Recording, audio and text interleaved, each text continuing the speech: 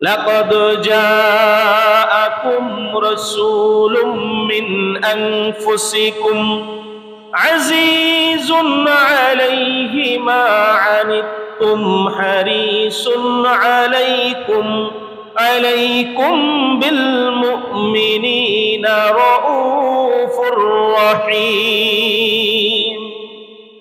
আল্লাহ সুবহানাহু ওয়া তাআলা সূরা তাওবার একেবারে শেষ দিকে আমাদেরকে জানিয়ে দিচ্ছেন, লাকাদ জাআকুম রাসূলুম মিন আনফুসিকুম, তোমাদের নিকট আগমন করেছে। লাকাদ জা, তোমাদের নিকট, তোমাদের কাছে, তা আমাদের নিকট, আমাদের কাছে আগমন করেছে। আর ওইদিকে রাসূল বলতেছে, আউয়ালু মা খালাকাল্লাহু নূর, আল্লাহ তাআলা সবার আগে আমার নূর সৃষ্টি করেছে।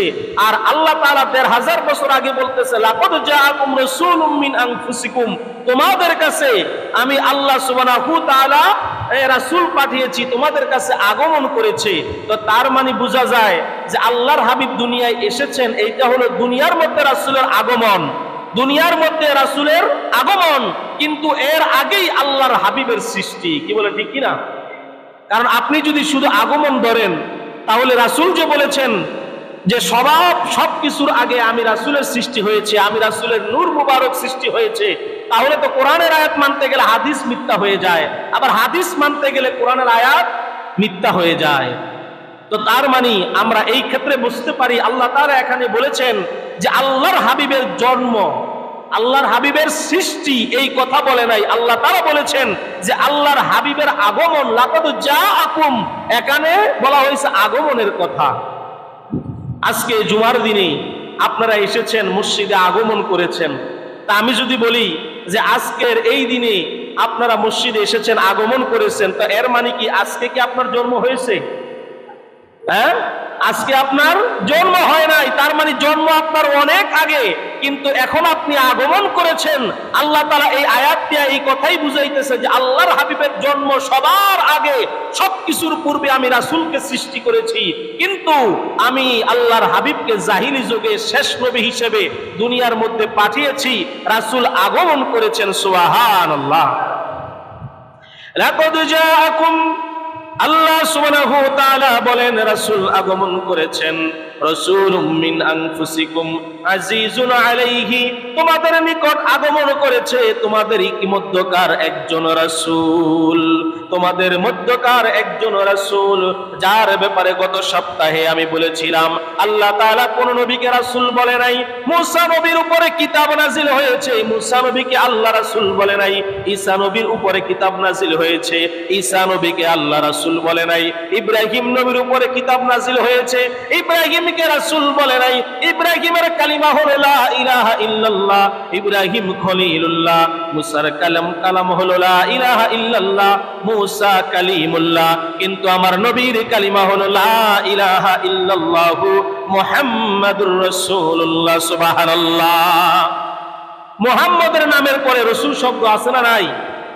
আপনি মুহাম্মদ ছাড়া পৃথিবীর মধ্যে যত নবী রাসূল আসছে, ইতিহাস খোলেন, হাদিস খোলেন, কোরআন খোলেন, একটা পৃষ্ঠার মধ্যে পারলে বের করে দেখান যে আল্লাহ তাআলা অন্য কোন নবীকে রাসূল বলছে। কি বলেন, বলছে? বলে নাই। কিন্তু তাদের মধ্য থেকেও রাসূল ছিল, তারাও রাসূল হয়েছে, কিন্তু আল্লাহ পাকের স্বীকৃতিতে তাদেরকে রাসূল বলা হয় নাই। আল্লাহ রাব্বুল আলামিনের স্বীকৃতিতে আমার নবীকে রাসূল বলা হয়েছে। কালিমার মধ্যে যেমন মুহাম্মদের পরে রাসূলুল্লাহ, আল্লাহ তাআলা এখানেও বলতেছে যে তোমাদের মধ্যকার একজনকে আমি রাসূল হিসেবে তোমাদের জন্য পাঠিয়েছি। সুবহানাল্লাহ। রাসূলুম মিন আনফুসিকুম আজিজুন আলাইহি মা আনিতুম হারিস, তোমাদের জন্য তোমাদেরই মধ্যকার থেকে একজন রাসূল আমি পাঠিয়েছি, যার কাছে তোমাদের ক্ষতিকর, যার কাছে তোমাদের কষ্টদায়ক, অতি কষ্টদায়ক কোনো কিছুই যার কাছে নেই, খুবই তোমাদের মধ্য থেকে যে হচ্ছে খুবই হিতাকাঙ্ক্ষী তোমাদের জন্য, একেবারে কোমল হৃদয়। আল্লাহ তাআলা এই আয়াতের শেষে বলতেছে হারিসুন আলাইকুম বিল মুমিনিনা রাউফুর রহিম। আল্লাহ তাআলা বলে দিতেছেন এই রাসূল কেমন রাসূল, সে হলো মুমিনদের জন্য, ঈমানদারের জন্য, মুত্তাকিনদের জন্য রাউফুর রহিম। সুবহানাল্লাহ। রউফুর রহিম। রউফ হচ্ছে আল্লাহ তাআলার একটা নাম, আর রহিম হলো আল্লাহ তাআলা আরেকটা নাম। আল্লাহ পাকের যে নামগুলো আমরা জানি, এই যে আমার পিছনে কাবাগরের চতুর্দিকে যে আল্লাহ পাকের 99টি নাম লেখা আছে, এই নামগুলোর মধ্যে তাকায় দেখেন আল্লাহ পাকের একটা নাম হচ্ছে রউফ, আরেকটা নাম হচ্ছে কি রহিম। এই রউফ এবং রহিম আল্লাহ পাকের নাম, আল্লাহ পাকের উপাধি। কিন্তু আমার আল্লাহ এই আয়াত দ্বারা এই দুইটা উপাধি আমার রাসূলকে দিতেছে।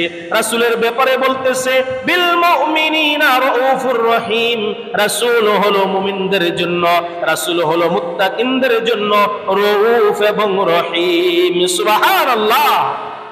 মুত্তাকিনদের জন্য তিনি হচ্ছে একেবারে কমল, একেবারে হৃদয় উজাড়কারী। মুত্তাকিনদের জন্য, ঈমানদারের জন্য তিনি হচ্ছে একেবারে মায়াবী। তার মতো মায়াবী, তার মতো এত কোমল আর কেউ হতে পারে না। আল্লাহ সুবহানাহু ওয়া তাআলা রাসূলের ব্যাপারে এখানে নিজের নামগুলোকে উচ্চারণ করেছেন, এখানে নিজের নামগুলোর কথা আল্লাহ তাআলা জানিয়ে দিয়েছেন। আল্লাহ তাআলা জানিয়ে দিয়ে আপনাকে আমাকে বুঝাইতে চায়, শোনো শোনো আমার রাসূলের মর্যাদা, আমার রাসূলের পাওয়ার, আমার রাসূলের গুণ কেমন। এই পৃথিবীর মধ্যে মানুষ যেমনি ভাবে একজনকে সাধারণ মনে করে, কিন্তু আমার রাসূল কিন্তু সাধারণ না। কি বল, রাসূল কি সাধারণ? রাসূল সাধারণ না। রাসূল সাধারণ না, এটা আরেকটা ক্ষেত্রে আমরা বুঝতে পারি। এই পৃথিবীর মধ্যে আল্লাহর হাবিব আগমন করেছেন, আপনি আমি কুল কায়নাত সব কিছু খুশি না বেজার? বলেন খুশি না বেজার? কিন্তু কিতাবের বর্ণনায় পাওয়া যায় আল্লাহর হাবিব যেদিন দুনিয়ার মধ্যে আগমন করে, ওই দিন সবচাইতে বেশি অঝোর ধারায় কেঁদেছিল ইবলিস শয়তান। কে কেঁদেছিল? ইবলিস শয়তান। পৃথিবীর বুকে ইবলিস শয়তান 4টি বার সবচাইতে বেশি কান্না করেছে, সবচাইতে বেশি কষ্ট পেয়েছে। এর মধ্যে ইবলিস শয়তান সবচাইতে বেশি কষ্ট পেয়েছে যেই দিন আল্লাহর হাবিব দুনিয়ায় আগমন করেছে। কারণ ইবলিস শয়তান জানে আল্লাহর হাবিবের মাধ্যমে এই পৃথিবীর মধ্যে ইসলাম জাগরণ হবে, কোটি কোটি কোটি মানুষ ইসলামের ছায়াতল এসে সত্যের বাণী ছড়াবে। ঠিক কিনা? আল হাক্কু ওয়াজহাকুল বাতিল ইন্নাল বাতিলা কানা যাহুকা। সত্য এসে গেছে, আলো এসে গেছে, অন্ধকার দূর হয়ে যাবে, আর অন্ধকার থাকবে না। আলো যখন আসে তখন আর অন্ধকার থাকে না। মসজিদের মধ্যে যখন অন্ধকার থাকে রাত্রিবেলা, মাঝখানে একটা বাতি জ্বালাইতে দেরি, অন্ধকার যাইতে দেরি হয়? হয় না। ঠিক তেমনি ভাবে আল্লাহর হাবিব দুনিয়ায় আগমন করেছেন, তখন দুনিয়াটা ছিল অন্ধকার, দুনিয়াটা ছিল জাহিলিয়াতের যুগ, দুনিয়াটা ছিল বর্বরতার যুগ। সেই যুগে আল্লাহর হাবিব দুনিয়ার মধ্যে বাতি স্বরূপ নূর আলো নিয়ে দুনিয়ায় আগমন করেছেন। এই জন্য আমার আল্লাহ সুবহানাহু ওয়া তাআলা তার হাবিবের ভালোবাসায়, তার হাবিবের মহব্বতে আল্লাহ পাকের যেই গুণ, এই গুণ রাসূলের নামের মধ্যে দিয়ে দিয়েছে। সুবহানাল্লাহ। রউফ রহিম নামটি তোমার আল্লাহু আল্লাহু আল্লাহু। কাদির সাত্তার নামটি তোমার আল্লাহ আল্লাহু আল্লাহু। এই আয়াত দ্বারা প্রমাণ আল্লাহ পাকের যে গুণ, আল্লাহর পাকের যে পাওয়ার, এই পাওয়ার এই গুণ দুনিয়ার কারো হতে পারে না। আল্লাহর নামের শেষে বলা হয়েছে রহিম, আল্লাহর নামের শেষে বলা হয়েছে রহমান। আপনি আমি যখন বিসমিল্লাহ শরীফ পাঠ করি, বিসমিল্লাহির রহমানির রহিম, তো এখানে রহিম বলা হয়েছে কাকে? বলেন কাকে? আল্লাহকে। আর আল্লাহ সুবহানাহু ওয়া তাআলা রহিম বলতেছে আমার রাসূলকে। সুবহানাল্লাহ। কারণ পৃথিবীর মধ্যে আল্লাহর পরে সবচাইতে দয়ালু, সবচাইতে মায়াবান একমাত্র আমার রাসূল, রাসূল ব্যতীত আর কেউ নাই। এখন রাসূলের মহব্বত যাদের চোখের মধ্যে না পড়ে, রাসূলের মহব্বতের আয়াতগুলো যারা না পায়, আমি তাদেরকে বলবো আপনি সূরা তাওবার এই 128 নং আয়াতটা আপনি খেয়াল করে দেখেন, যে এখানে আল্লাহ তাআলা তার রাসূলের বেলায় নিজের যেই নাম, নিজের যেই গুণ, এই গুণগুলো নামগুলো রাসূলকে দিয়ে দিয়েছে, যে আমার রাসূল হচ্ছে রউফুর রহিম, আমার রাসূল হচ্ছে দুনিয়ার মধ্যে সবচাইতে বড় দয়ালু। সুবহানাল্লাহ। সেই দয়ার নবী মায়ার নবী কামলিওয়ালা নবী রবিউল আউয়ালের চাঁদে দুনিয়ায় আগমন করেছেন। তামাম কুল কায়নাত সবাই খুশি, পুরা দুনিয়ার সমস্ত মানুষ খুশি, জিন ইনসান খুশি, সমস্ত সৃষ্টিকুল খুশি। কিন্তু সবচাইতে বড্ড বেজার, সবচাইতে বেশি কান্নায় ভেঙে পড়েছে ইবলিস শয়তান। কারণ ইবলিস জানে আল্লাহর হাবিবের মাধ্যমে দুনিয়ার অন্ধকারগুলো দূর হয়ে যাবে, দুনিয়ার জাহিলিয়াত দূর হয়ে যাবে। কোরআন এমন একটি কিতাব, যেই কিতাবের মাধ্যমে এই পৃথিবীর মধ্যে আল্লাহর হাবিব পৃথিবীর আনাচে কানাচে গোটা বিশ্ব জুড়ে ইসলামের দাওয়াত পৌঁছে দিবে, মানবতার দাওয়াত পৌঁছায়া দিবে, কল্যাণের দাওয়াত পৌঁছায়া দিবে। আর এই দাওয়াত কিয়ামত পর্যন্ত থাকবে। কেননা আমার রাসূলকে বলা হয় খাতামুন নবিয়্যিন, রাসূলের পরে এই দাওয়াতি কাজ করবে রাসূলের উম্মতেরা, ঠিক কিনা? আজকে ১,৫০০ বছর হয়ে গেছে আল্লাহর হাবিব দুনিয়া থেকে বিদায় নিয়েছেন, কিন্তু দাওয়াতি কাজ কি বন্ধ আছে? আগে থেকে বাড়ছে না কমছে? বাড়ছে। যত দিন যাবে তত আরো বেশি বাড়বে। এই খবরটা ইবলিস শয়তান জানে বিদায় সে সবচাইতে বেশি কষ্ট, সবচাইতে বেশি যন্ত্রণা পেয়েছিল যেদিন আল্লাহর হাবিব দুনিয়ায় আগমন করেছেন, রাসূল দুনিয়ায় আগমন করেছেন। ইবলিস শয়তান যেমন কষ্ট পেয়েছে, দুঃখ পেয়েছে, ঠিক ওই রকম জাহিলিয়াতের যুগের আরবের মানুষেরাও কষ্ট পেয়েছে। কেননা কাবাগরের ভিতরে একটি নয়, দুইটি নয়, ৩৬০টা মূর্তি দিয়া কাবাগরটাকে ভরে ফেলেছে। আল্লাহর হাবিব দুনিয়ায় আগমন করতে দেরি, ভূমিকম্প হয়ে কাবাগরের মূর্তিগুলো ভাঙতে দেরি হয় নাই। সুবহানাল্লাহ। এখন সকালবেলা যখন লাত, মানত, উজ্জা এই মূর্তিগুলোর পূজা করার জন্য তারা যখন খানায় কাবার ভিতরে গেছে, গিয়া দেখে একটা আরেকটার উপরে ভেঙে চুরমার হয়ে পড়ে আছে। এখন একজন আরেকজনকে জিজ্ঞাসা করে, কি রে ব্যাপারটা কি? রাত্রে এখানে কে হামলা চালালো? রাত্রে এমন কি হলো যে খানায় কাবার মূর্তিগুলো ভেঙে চুরমার হয়ে গেছে? কারা এই কাজ করলো? অনুসন্ধান করতে লাগলো, তদন্ত করতে লাগলো যে কারা এই কাজ করলো।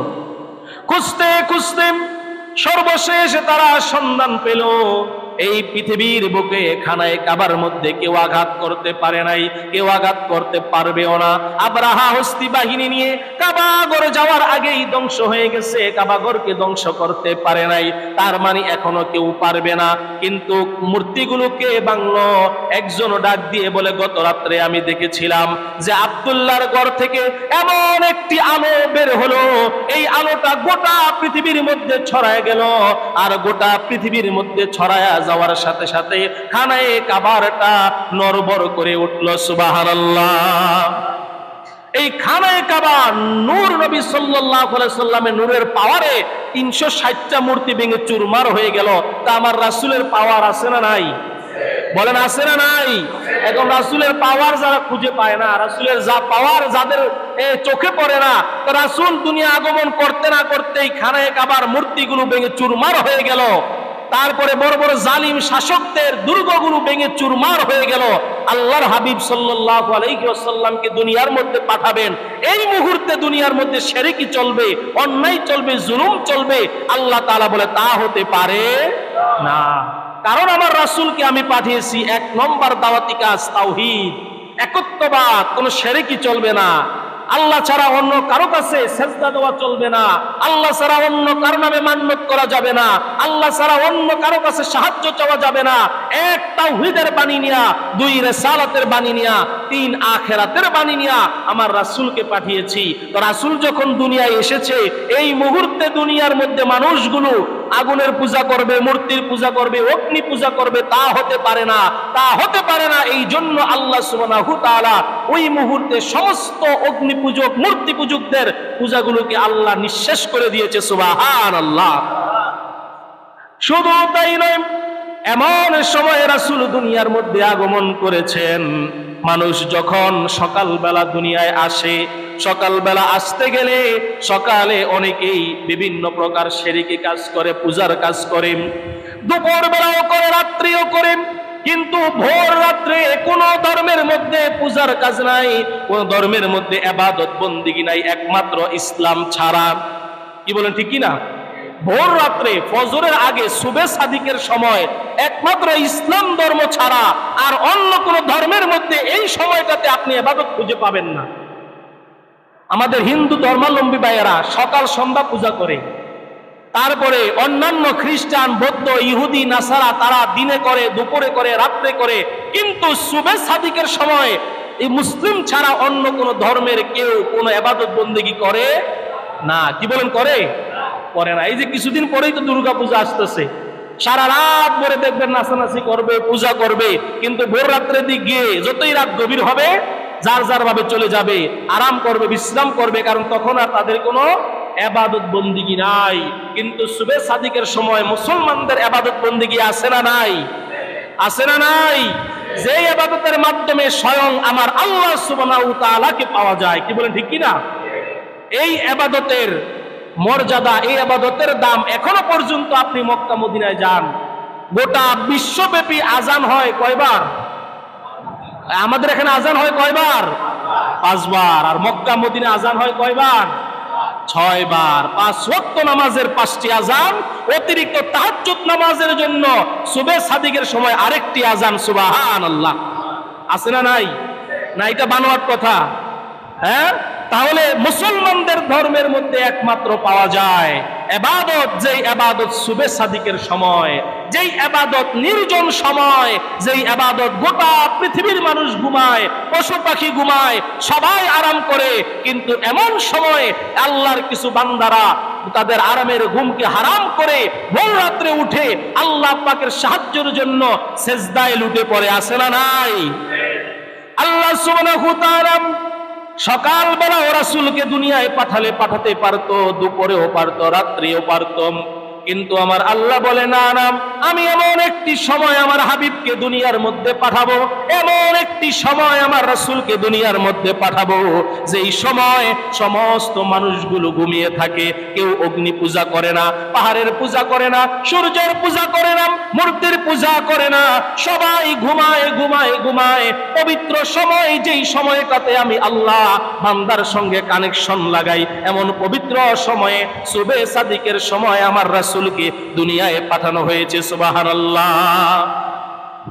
দেখেন সময়টা কি, রাত্রিবেলাও না, দুপুরেও না, সকালেও না, সুবে সাদিকের সময়, যেই সময় মানুষ সবচেয়ে বেশি আরাম করে, যেই সময় মানুষ ঘুমিয়ে থাকে, যেই সময় মানুষ তার নিজের শরীরটা বিছানায় ফেলে দেয়, আল্লাহ সুবহানাহু ওয়া তাআলা বলে, শোনো শোনো, আমার রাসূলকে আমি সুবে সাদিকের সময় পাঠিয়েছি।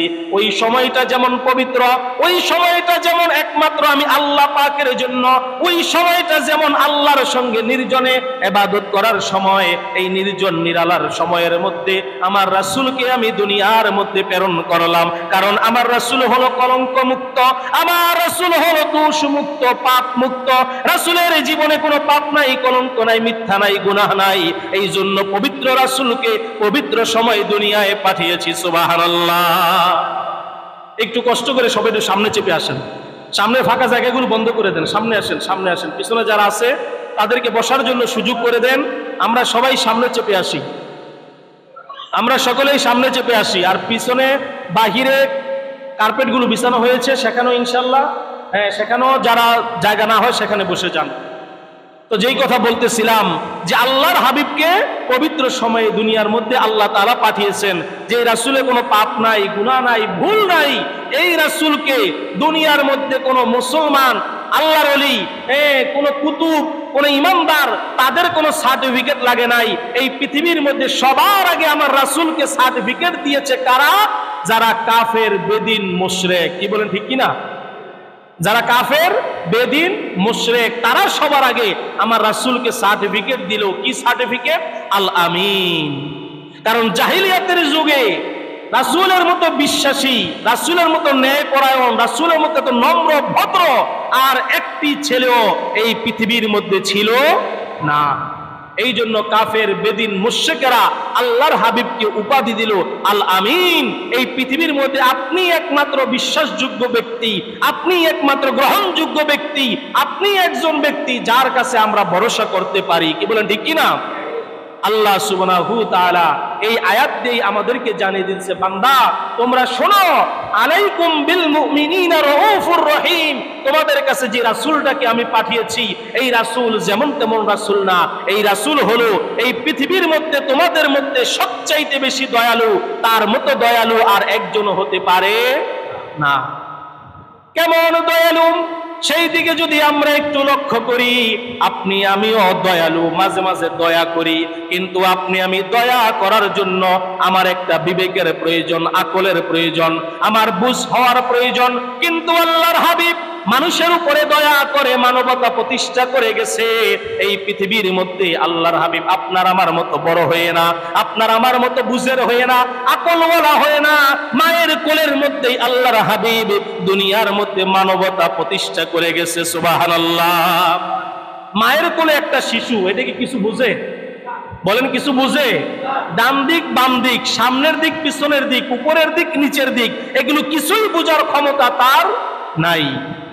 আল্লাহর হাবিব সাল্লাল্লাহু আলাইহি ওয়াসাল্লামকে দুধমা হালিমাতুস সাদিয়া যখন দুধ পান করাতো, আল্লাহর হাবিব তার কোলে যতদিন দুধ পান করেছেন ততদিন তার ডান স্তনের দুধ পান করেছেন, বাম স্তনের দুধ বাইরের জন্য রেখে দিয়েছেন। সুবহানাল্লাহ। মা হালিমাতুস সাদিয়া বলে, আমি অনেক কষ্ট করার পরেও কোনদিন আমার বাম স্তনে আল্লাহর হাবিব সাল্লাল্লাহু আলাইহি সাল্লামকে দুধ পান করাইতে পারি নাই। তিনি যতদিন আমার দুধ পান করেছেন, ডান দিক থেকে দুধ পান করেছেন, বাম দিকে আমি তাকে নিতে পারি নাই, বাম দিকে নেনে সে কোনদিন দুধ পান করে নাই। কেন করে নাই? কারণ আল্লাহর হাবিব সাল্লাল্লাহু আলাইহি সাল্লামের ঘোষণা হলো, তুমি নিজে খাবে আরেকজন না খেয়ে মরবে, তা হতে পারে না। ঠিক কিনা? তা হতে পারে না। এই শিক্ষা কোলের মধ্যে আল্লাহর হাবিব আপনাকে আমাকে দিয়ে গেলেন যে আমার সঙ্গে আমার যে আরেকটা দুধ ভাই আছে, দোনো স্তনের দুধ যদি আমি পান করি তাহলে আমার দুধ ভাইয়ের জন্য আমি কি রাখলাম। এটা দিয়ে আমি উম্মতকে শিক্ষা দিয়ে গেলাম, উম্মত শোনো, আমি হচ্ছি মানবতার নবী, আমি হচ্ছি এই পৃথিবীর মধ্যে রহমান রহিম আল্লাহ সুবহানাহু তাআলার পক্ষ থেকে একমাত্র তোমাদের জন্য দয়ালু নবী, যেই নবী তোমাদের মাঝে রহমত প্রতিষ্ঠা করে গেলাম, মানবতা প্রতিষ্ঠা করে গেলাম, যে আমি কোলের মধ্যে থেকেও আমি ডান স্তনের দুধ পান করি আর বাম স্তনেরটা আমার দুধ ভাইয়ের জন্য রেখে দেই। সুবহানাল্লাহ। সেই সাইয়্যিদুল মুরসালিন খাতামুন নবিয়্যিন কামলিওয়ালা নবী মায়ের কোল থেকে আপনাকে আমাকে শিক্ষা দিলেন। মায়ের কোল থেকে নিয়ে যৌবনকাল পর্যন্ত পৃথিবীর মধ্যে সমস্ত মানুষগুলো আল্লাহর হাবিবকে ব্যতিক্রম ভাবে দেখতো, অন্যরকম ভাবে দেখতো। কারণ জাহিলিয়াতের যুগের মানুষগুলো খানায়ে কাবা যখন তাওয়াফ করত, একজনের শরীরের মধ্যে কাপড় থাকতো না, একজনের শরীরেও কাপড় থাকতো না। আমরা যখন তাওয়াফ করি আমাদের শরীরে কাপড় থাকে কি থাকে না? বলেন কাপড় থাকে কি না? থাকে। সেই কাপড়টা হলো সেলাইবিহীন দুই টুকরা কাপড়। কি বলেন ঠিক না? আমি প্রায় সময় বলি যে মানুষ দুইটা সময়ে সেলাইবিহীন কাপড় পরে, একটা হলো ইচ্ছায় আর একটা হলো অনিচ্ছায়। ঠিক কি না? একটা হলো ইচ্ছায়, আপনি যখন কাবাগর তাওয়াফের নিয়ত করবেন তখন আপনি ইচ্ছায় খুশি মনে আপনার কাপড় আপনি নিজেই সেলাইবিহীন এক টুকরা কাপড় নিচে পরবেন, আরেকটা চাদরের মতো জড়ায়া বুকের মধ্যে জড়ায়া আল্লাহ রাব্বুল আলামিনের ঘর আপনি তাওয়াফ করবেন। এইটা হলো আপনার ইচ্ছায়।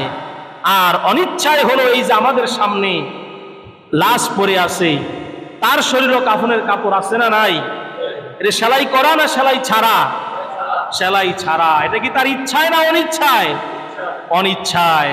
এই কাপড় তার ইচ্ছায় হয় নাই, এটা তার অনিচ্ছায়। এটা সে নিজে পরে নাই, আমরা পরিয়ে দিয়েছি। আল্লাহ সুবহানাহু তাআলা দুনিয়ার মধ্যে মানুষকে দুইবার এই কাপড়টা পরার সুযোগ দেয়। আল্লাহ যেন আমাদেরকেও এই কাপড় পরার বারবার সুযোগ দেয় বলে আমিন। কারণ যতবার সেলাইবিহীন কাপড় বারবার পরতে পারবো ততবার আল্লাহ পাকের ঘরে গিয়া হাজিরা দিতে পারবো। কি বলেন ঠিক কিনা? এই জন্য আল্লাহর কাছে বারবার দোয়া করবেন, আল্লাহ মৃত্যুর পরে আরেকজনের হাতে সেলাইবিহীন কাপড় পরার আগে আমার কাপড় যেন আমি পরেই খানায়ে কাবাটা তাওয়াফ করতে পারি, তুমি সেই তৌফিক দান করো বলে আমিন। আল্লাহর হাবিব সাল্লাল্লাহু আলাইহি ওয়াসাল্লাম খানায়ে কাবার সামনে বসে বসে চিন্তা করে, লোকজনগুলা এমন করে কে, শরীরে কোনো কাপড় নাই, পোশাক নাই, পোশাক ছাড়া উলঙ্গ হয়ে তারা খানায়ে কাবা তাওয়াফ করে। তখন কিন্তু রাসূল মাত্র শৈশবকাল, ছোট্ট রাসূল চিন্তা করে ব্যাপারটা কি। একজনকে জিজ্ঞাসা করেন, তোমরা কেন খানায়ে কাবার চতুর্দিকে তাওয়াফ করো কিন্তু শরীরের মধ্যে পোশাক নাই, উলঙ্গ হয়ে? তোমাদের কি লজ্জা করে না? তোমাদের কাছে কি খারাপ লাগে না? তোমাদের কাছে কি লজ্জা শরম নাই? ডাক দিয়ে বলে, শোনো শোনো, আমাদের লজ্জা শরম আছে, আমাদেরও খারাপ লাগে, কিন্তু আমার এই কাপড়টা সুদের টাকার, ঘুষের টাকার, হারাম টাকার, এই জন্য কাপড়টা আমরা পরি না। কাপড় ছেড়ে একেবারে আল্লাহ তাআলা যেমনি ভাবে দুনিয়ায় পাঠিয়েছে তেমনি ভাবে খানায়ে কাবা তাওয়াফ করি। বলেন নাউজুবিল্লাহ। তাদের কাজটা ছিল খারাপ। কি বলেন, কাজটা খারাপ না? তাদের কাজটা ছিল খারাপ, কিন্তু তাদের উদ্দেশ্যটা কিন্তু ভালো, যে আমার এই কাপড় সুদের টাকার, ঘুষের টাকার, হারাম টাকার। আমরা কি চিন্তা করি? কথা বলেন, চিন্তা করি? এখানে আমরা এতগুলো মুসল্লি, একজনও কি চিন্তা করছি যে আরে আমি তো সুদের কারবারি করি, আমি তো ঘুষের কারবারি করি, আমার এই পাঞ্জাবি তো সুদের টাকায় কিনা, আমার এই পাঞ্জাবি তো ঘুষের টাকায় কিনা, আমার পোশাক তো আরেকজনের হারাম টাকায় কিনা, তা আমি যে আল্লাহর ঘরে গিয়ে সেজদা দিতে দিতে কপালে দাগ ফালাই দিছি, এই সেজদা কি আমাকে জান্নাতে নিতে পারবে? বলেন পারবে? পারবে না। আমরাই চিন্তা করি না, কিন্তু জাহিলিয়াতের যুগের মূর্খরা এই চিন্তা করে যে আমার কাপড়টা নাপাক, আমার কাপড়টা অবৈধ টাকায় কিনা, এই জন্য আমরা কি করি? কাপড় খুলেই তাওয়াফ করি। আল্লাহর হাবিব সাল্লাল্লাহু আলাইহি সাল্লামকে ডাকে, মুহাম্মদ তুমিও তাওয়াফ করো। আল্লাহর হাবিব বলেন, না আমি তাওয়াফ করব, কিন্তু তোমাদের মতো না, তোমাদের মতো না। তোমরা যেমনি ভাবে তাওয়াফ করো আমি সেইভাবে করতে পারি না, কারণ আমি নিজে তোমাদেরকে দেখেই লজ্জায় অজ্ঞান হয়ে যাই। সুবহানাল্লাহ। এরপরে যখন খানায়ে কাবার নির্মাণ কাজ চলে, খানায়ে কাবার সংস্কারের কাজ চলে, আল্লাহর হাবিব ছোট্ট বাচ্চা মাত্র 8 থেকে 10 বছর, সকলেই নিজের লুঙ্গি খুলে, জামা খুলে, মাথার মধ্যে দিয়া পাথরগুলো মাথায় করে করে নিয়ে যায় খানায়ে কাবা নির্মাণের জন্য। কিন্তু আমার নবী মাথার মধ্যে কোনো কাপড় নাই, পাথর নিয়া খানায়ে কাবার দিকে যায়। রাসূলের চাচা ডাক দিয়ে বলে, হে মুহাম্মদ, তুমি তো ছোট্ট মানুষ, মাথার মধ্যে ব্যথা পাবে, তুমি তোমার কাপড়টা খুলে মাথার মধ্যে নাও, তারপরে পাথর রাখো, দেখবে তোমার মাথার মধ্যে কষ্ট হবে না। আল্লাহর হাবিব বলেন, এই কথা বলার পরে আমি শুধু চিন্তা করেছি যে আমি যদি কাপড় খুলি, আমি যদি সতর খুলি, আমার সতর মানুষে দেখবে, দেখার পরে আমার যে কি লজ্জা হবে, এই চিন্তা করতে দেরি অজ্ঞান হয়ে বেহুশ হয়ে পড়ে যেতে দেরি হয় নাই। সুবহানাল্লাহ। শুধু চিন্তা করছে যে আমি যদি কাপড়টা খুলি আমার উপায়টা হবে কি, অবস্থাটা হবে কি, মানুষ আমার সতর দেখে ফেলবে, এই চিন্তা করে মাথা ঘুরা অজ্ঞান হয়ে পড়ে গেছে। লোকজন কাজকর্ম রেখে আই তাড়াতাড়ি মুহাম্মদের মাথায় পানি ডাল, কি হলো? জ্ঞান ফেরার পর জিজ্ঞাসা করে, মুহাম্মদ তুমি এমন করলা কেন? আমি এমন হয়ে গেলাম এই জন্য যে আমার মাথায় চিন্তা আসলো, আমি যদি কাপড় খুলি, আমার সতর খুলে ফেলি, মানুষ আমাকে উলঙ্গ দেখবে, দেখলে আমার মাঝে কি লজ্জা লাগবে, এই চিন্তা আসতেই আমি অজ্ঞান হয়ে গেছি। সুবহানাল্লাহ। আর আজকে সেই নবীর উম্মতদের লজ্জা শরম আছে? আছে? সেজদায় গেলে পিছন দিয়া পাছা অর্ধেক দেখা যায়। কি বলেন, ঠিক কি না? সেই উম্মতদের আল্লাহর হাবিব বলেছেন, টাকনুর নিচে পায়জামা প্যান্ট লুঙ্গি পরলে ওই জায়গাটা জাহান্নামের আগুনে জ্বলবে। আর সেই উম্মতেরা কি করে? টাকনুর নিচে পায়জামা প্যান্ট লুঙ্গি জুতার তলে অর্ধেক ঢুকায় দেয়, আর পিছন দিক দিয়ে পাছা অর্ধেক দেখা যায়। আপনার নাভি থেকে হাঁটুর নিচ পর্যন্ত এইটা হলো আপনার সতর। আমরা অনেকে মনে করি কি শুধু আমার লজ্জা স্থান, আমার প্রস্রাবের জায়গাটা মনে হয় সতর। অনেকেই দেখি নাভির নিচ পর্যন্ত কাপড় বের করে রাখে। না, আপনার নাভির থেকে, তার মানে কাপড় পরতে হবে নাভির উপরে। কাপড় পরতে হবে কোথায়? নাভির উপরে। নাভি থেকে আপনার হাঁটুর নিচ পর্যন্ত, এটা হলো আপনার আমার জন্য সতর। এর মাঝখানে যদি একটু জায়গা দেখা যায়, আপনি সতর তরক করলেন, আপনি একটি ফরজ ভঙ্গ করলেন, আপনার আমল নামায় ফরজ ভঙ্গের গুনাহ হবে। কি বলেন, ঠিক কিনা? অতএব আমরা যেন এই সতর পূর্ণভাবে সুন্দরভাবে চলতে পারি, আমরা যেন আল্লাহর হাবিব সাল্লাল্লাহু আলাইহি সাল্লামের ভালোবাসা নিয়ে, তার সুন্নত নিয়ে, তার জীবনের আদর্শগুলো আমাদের মাঝে বাস্তবায়ন করে আমরা চলতে পারি। আল্লাহ তাআলা কবুল করুক, সকলে বলে আমিন। রউফুর রহিম আল্লাহর হাবিব তাদের উপরই দয়া করে, তাদেরকেই ভালোবাসে, তাদেরকেই কিয়ামতের মাঠে উম্মত বলে দাবি করবে যারা রাসূলের প্রতি ভালোবাসা এবং আখলাক চরিত্র উভয়টাই আছে। কি বলেন, ঠিক না? সিরাত এবং সুরত দুটোটাই লাগবে। আল্লাহর হাবিবের আদর্শও লাগবে, আল্লাহর হাবিবের ভালোবাসাও লাগবে। এই ভালোবাসা নিয়ে আজকে রবিউল আউয়াল মাস এসেছে। এখন রবিউল আউয়াল মাসে আল্লাহর হাবিব আগমন করেছেন। এই আগমনকে উপলক্ষ করে ওয়াজ মাহফিল হয়, মিলাদ মাহফিল হয়। এগুলো কি ভালো না খারাপ? এগুলো কি দরকার আছে না নাই?